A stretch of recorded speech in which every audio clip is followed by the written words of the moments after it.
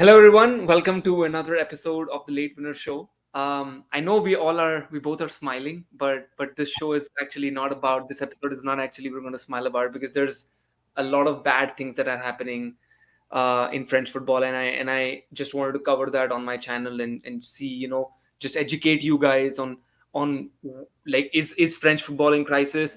We love the game of football. We want to football. We want to see soccer. We want to see like great games in the French football, even though a lot of bad things are already said about the French football because it's Farmers League or whatever. But I guess I've been following, and because of this guy, and I'll introduce him, Jeremy.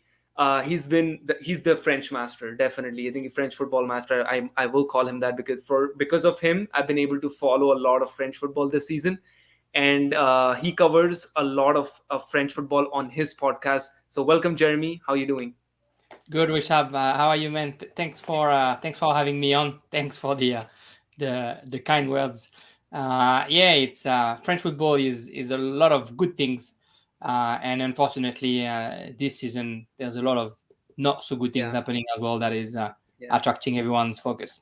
Yeah, I mean that's what I was saying. Like French football is definitely not about that. I think people are reading about all this stuff, like the amount of riots that have been happening on and off the pitch. Exactly.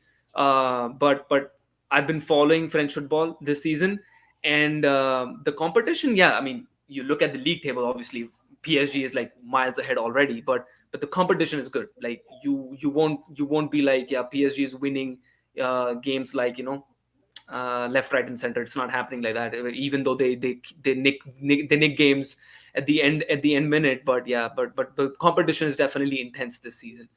Um, Before we do proceed, obviously, make sure that you follow us on subscribe to the Late Winner Show. Follow us on Instagram and Twitter as well. Helps the channel grow, helps the account grow, gives us a little bit more to produce more content on the channel as well. And go follow Jeremy's account as well. Definitely, as I said, he's the French football master. Anyone of you who is actually willing to know more about French football, what's going on around, he covers in detail on his pod. On his pod, yeah. So do definitely go check it out.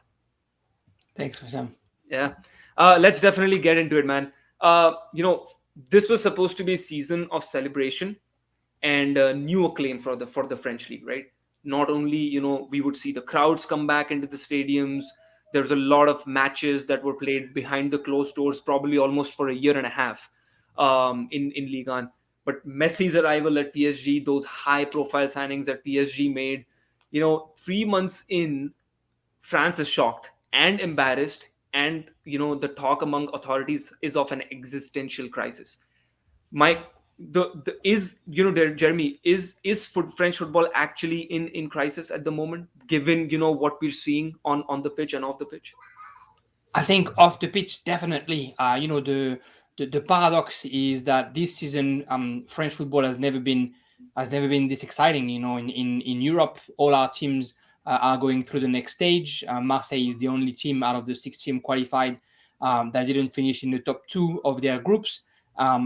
In domestic competition, you said it, Paris Saint Germain is all the way up, although they're not playing really well. But they're getting the results. But behind the battle is fierce.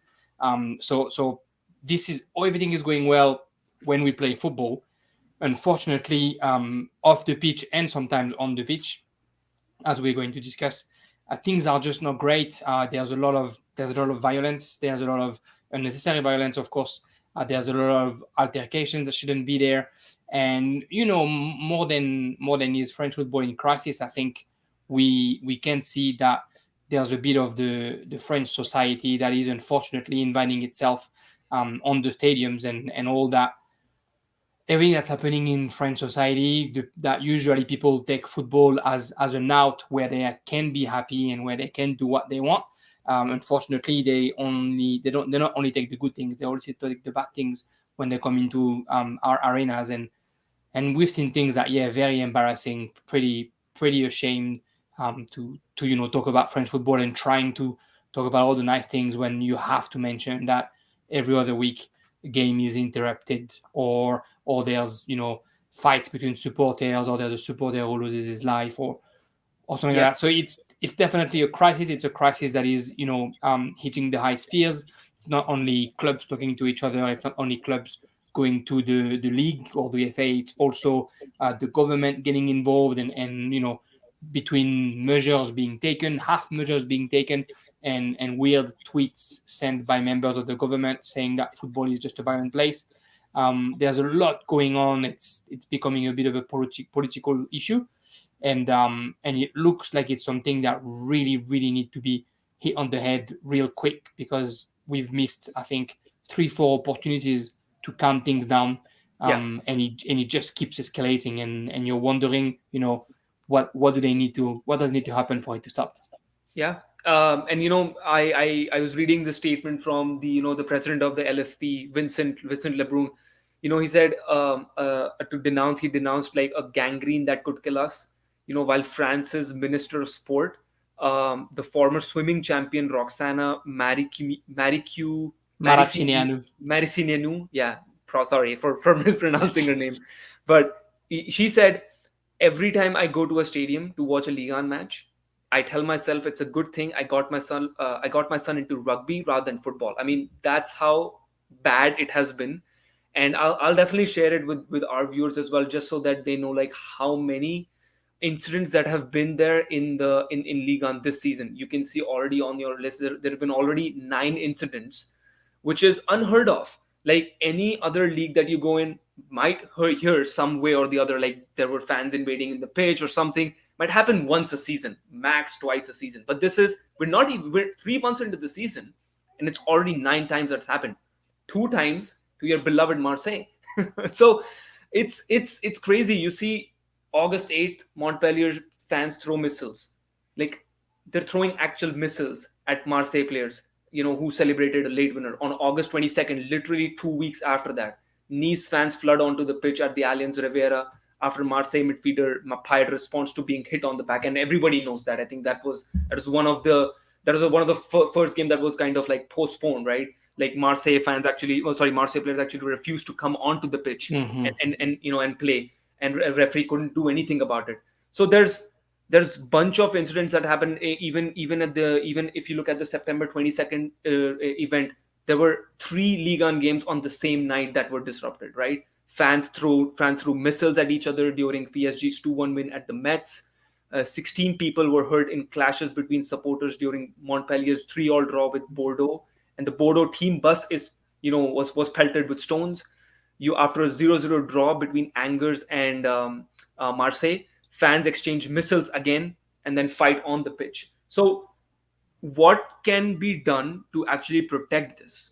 What can be done to stop this?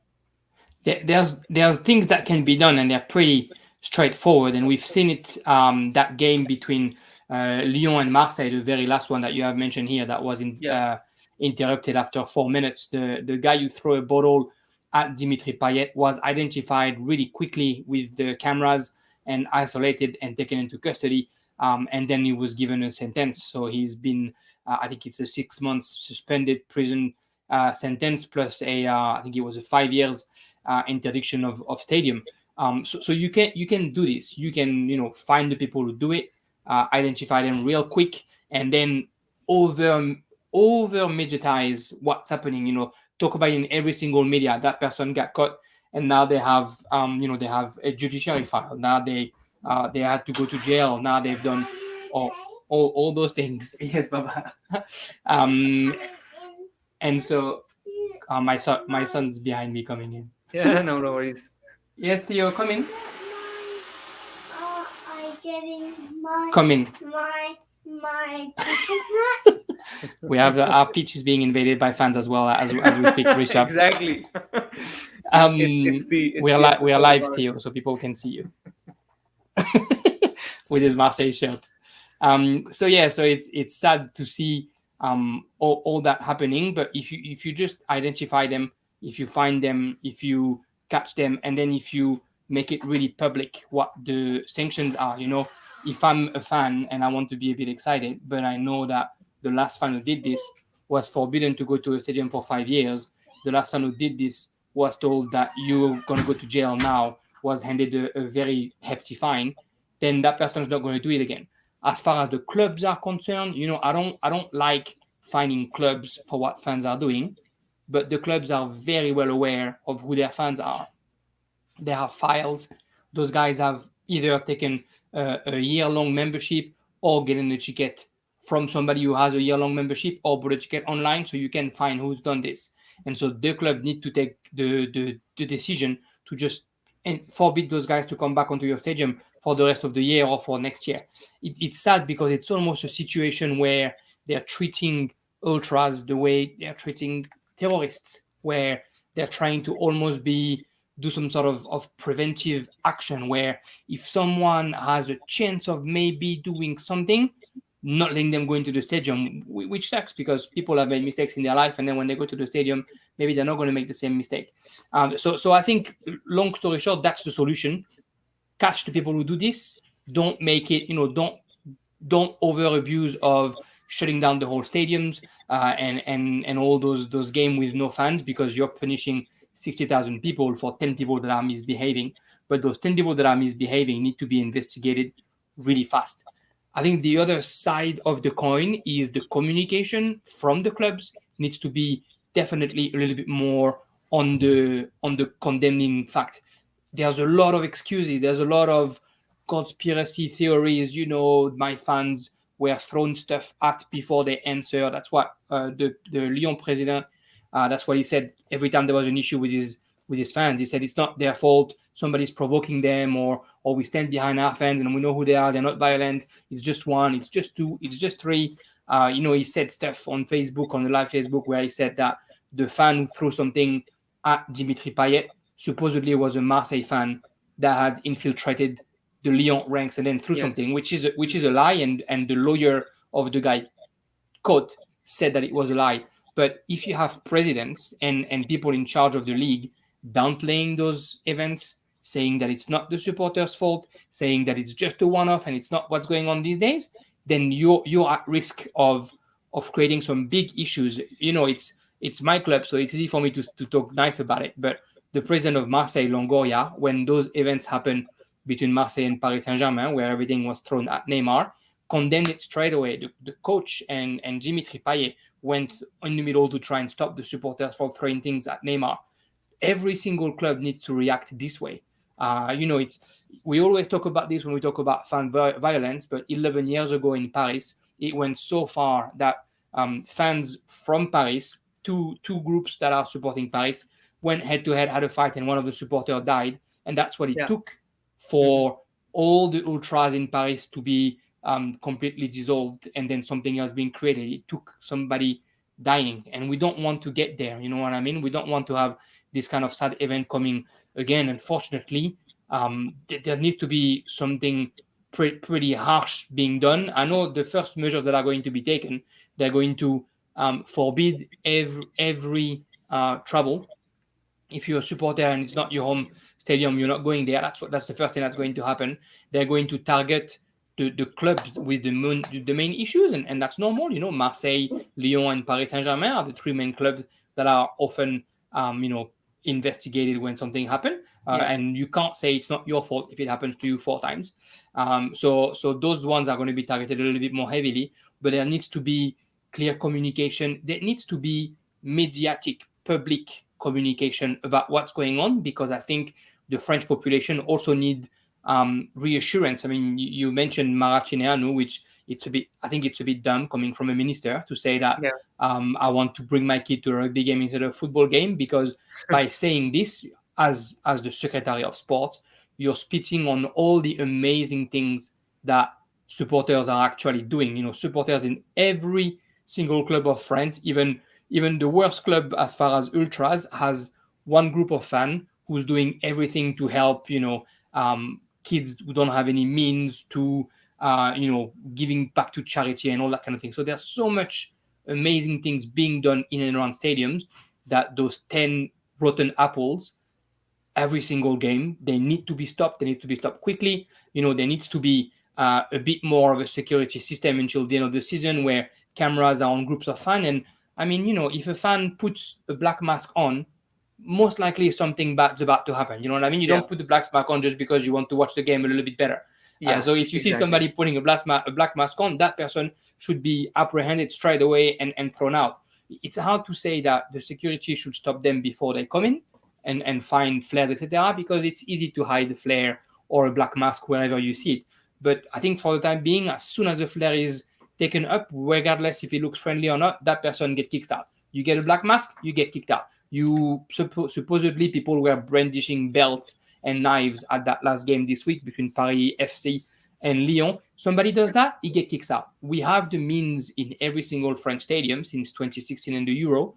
We have all the technology and all the cameras, so we know who's doing it and we can see them and we can isolate them on camera. Yeah. Jump, like make it a show, make it like in the US when you see again 20 cops coming into the stadium, grabbing the one person, make sure it's on camera, make sure everyone sees that person's face, and then no one else is going to do that because no one wants to be ashamed and no one wants to, Sunday night you go to a game and Monday you can't go to work because you're in jail because you thought it was fun to get a flare up or to get a belt on. So it has to stop. It has to be, a coup. It has to be something severe. It has to be harsh a couple of times, and then it'll hopefully, demotivate. I mean you're right on that. You're right on that one. And I read that the president even said that we France is a democratic country, and we can't really ask the people to not attend the games just because we are not able to do anything. The 500 fans, the 500 away fans are going to come. Like we cannot tell them like to not come because we as the people who are organizing this are not able to protect you. That's something that they don't want to do. What do you think in terms of like the stewards as well? Because I read like a lot of the stewards, because of COVID-19, there was basically no crowd who was coming to the stadium, so they basically lost their jobs. They were working in some professional IT jobs or something, like sitting behind a desk or working something, right?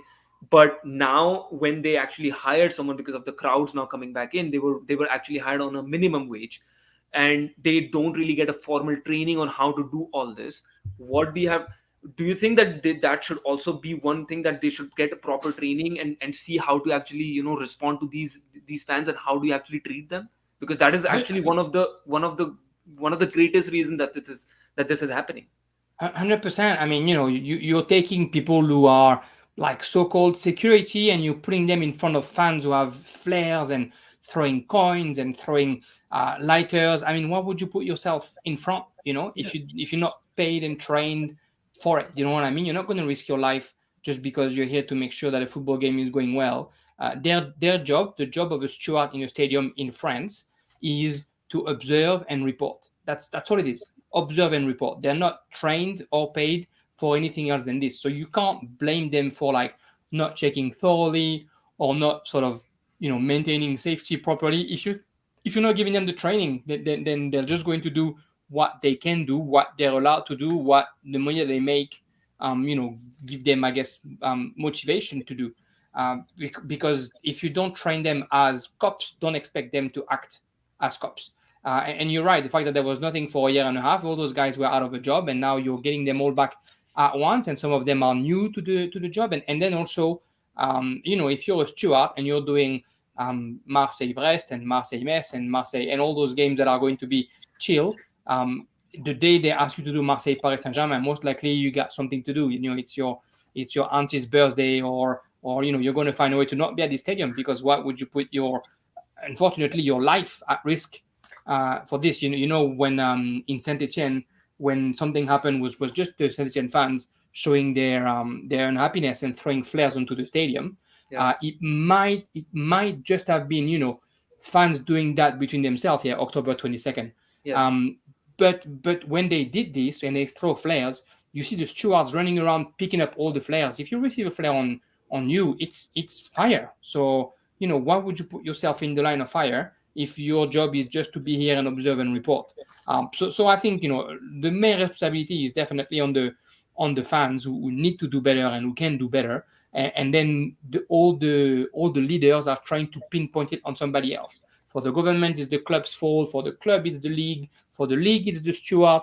Everyone's trying to give the hot potato to their neighbor, so they don't have to deal with it. And I think it's going to take a collective effort to get rid of it. They need to stop saying, "Oh, it's not me, it's you, it's not me, it's you." They just need to do it all together. That image that you have right now that you put on the screen, what the Marseille fans did when Paris comes, it's amazing to see a stadium doing this. I mean, even in Paris, to celebrate the 10 years of Auteuil, what they did was really, really cool. It was beautiful. But then you have this, and then you have 10, 20 guests who are just ruining it for you. And so then, because you have 10, 20 fans who are ruining it, then you're not going to leave flares anymore to do pretty shows. I mean, the league is happy for the flares to happen because they find the teams every time a flare is lit up. So when they see something like your screen, they know that Marseille is going to give them 100,000 euros at the end of the year. But if you leave it like this, then you need to understand that something bad might happen. If you decide to take them all together, maybe you're not going to have any more issues or less issues. Unfortunately, you're ruining a little bit the atmosphere of some of those stadiums. Exactly. Yeah. I mean, my intention was not to promote all this, but it's just I just wanted to let our viewers know that what's been going on in France and in French football, because obviously, like, I don't know, like, not a lot of people I know that they follow French football. So definitely it's getting into that bad name that this is what happens in French football and everything. But I didn't want to promote this, so that's not my intention, definitely. And like we said at the beginning, 𝗕𝗓𝗓𝗃, and I think to kind of wrap it up, it's happening. It's a reality. It's happening a lot, as we can see on the screen. It's the 10th time. It's the third game that's interrupted since the beginning of the season. And unfortunately, it's a rotten apple that gives a bad image of French football at a time where French football is flourishing, at a time where post-COVID, fans and teams are doing so much for their communities, and there's a lot of amazing things happening. In Strasbourg, they have a whole stand who's just for women, because they wanted to have a safe environment where they could have, instead of going to a movies or to a restaurant, they want to go to a stadium. And so they created something like this in Nice. Even though we talked about the bad things in Nice, there's a whole program where kids who don't have the means to go out go and train for a whole day with professional players, and then go and watch a game at the end of the day. So you spend the day with like Andy Delors and Guiri, and at the end you go and see a game. There's a lot of those things that are super positive happening in Ligue 1, like everywhere else in the world. When there's football, usually there's good things done. The football is great. The teams are playing really well. There's a lot of good surprises. Unfortunately, there's those bad apples that are giving it a bad name, and that's a shame. Definitely. And yeah, I mean, do you see that there is any kind of end in sight in the coming months, or do you think that this is still going to continue? I think there are stupid people everywhere. The people that did it at Paris this week against Paris FC in the French Cup, the Lyon fans, they're not real fans. You know what I mean? It's a French game. It's a French Cup game. It's against a second tier team. They didn't go there to support the team, and things went wrong, so they went for a fight. They went in there knowing very well that they were going to cause chaos and they were going to make it bad. So I think, unfortunately, it's a possibility that is going to happen again. I think a lot of those people that are just here to create chaos have seen a very easy opening into the stadium. I think because I am a bit of a guy who lend an ear to conspiracy. We are a year of election in France. A new president is being elected in June. So I think it's very good to have a bit of bad noise going around sports and going around football stadium when you have an election year, because it gives something for the people that want to be elected to talk about, and it helps with that angle of the country being violent. So unfortunately, it helps the wrong people. But I think there's definitely a bit of an angle of that. And people are already saying that clubs are paying people to go and put chaos in other stadiums. Now people start saying that that one political party that is all far right wing is sending people in the stadium to create chaos. So it's a big story. It's nicely intertwined within society in France.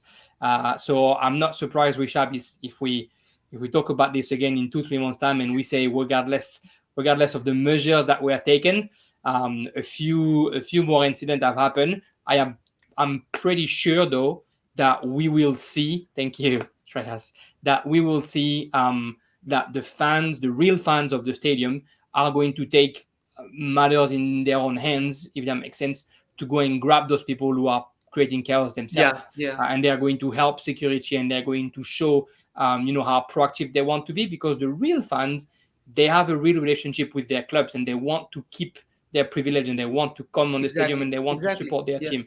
So those guys are going to cooperate, and they're going to help. And I think you and me, discussed this, when we were doing the Ligue 1 season preview, and we knew that how much crisis French football was already in, and we talked about, you said it, that there might be a few clubs who might even not survive the season, because of the TV rights deal that was happening and all that stuff. It's all done. It's not.